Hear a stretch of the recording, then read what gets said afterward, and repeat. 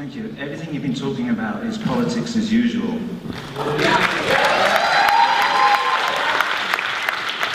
Last week, Sean Spicer said some things as the press secretary of the President of the United States. My mother was a guest at several of those Holocaust centers that Sean Spicer talked about. She was a reluctant guest of Adolf Hitler. She was a guest at Auschwitz, she was a guest at Bergen-Belsen, and she was a guest at a work camp called Salzwedel. One time, my mum was put in a line, and a couple of her friends were in another line. There were two lines. And my mum decided, because she was kind of disagreeable, that she'd stand in the other line where her friends were. She didn't know where the lines were going, but she thought, wherever those lines are going, I'm going to stay with my friends. Obviously, she survived because I'm here now. The other line went to the gas chambers.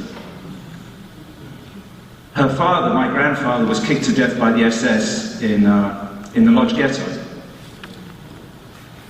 We see Steve Bannon, we see Steve Miller, we see white nationalists, white supremacists, we see an actual Nazi, Sebastian Gorka, in the White House of the United States.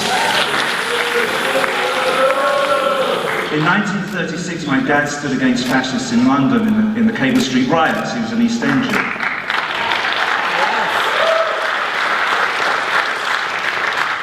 I'm trying to get to a point. At Indivisible SF, we knew a long time ago that politics as usual was over, and we had a funeral outside your office, Senator, for the death of politics as usual. I think I would like to know... What would you substitute it with? Well, I'd just like to know, Senator, if there's a red line. We talked about a red line that Obama drew with Syria. I'd like to know if there's a red line that the Democrats in the House and the Senate, obviously you speak for the Senate, are going to draw where you say, we cannot work with these fascists in the White House. They're destroying our Constitution. They're destroying America. We can't just pass legislation.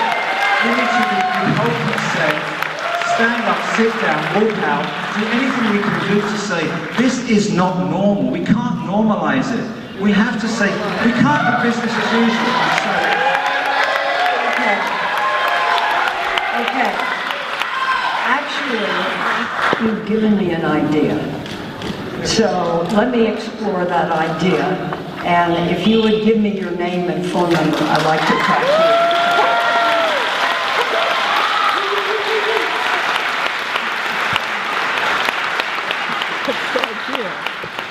Okay, next.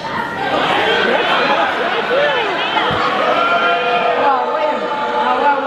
Whoa. What, you're pretty good at yelling. You know. None of it, all of this, it takes a plan. You got to work something out. You got to have people with you. If anything needs to get voted on, you need the vote.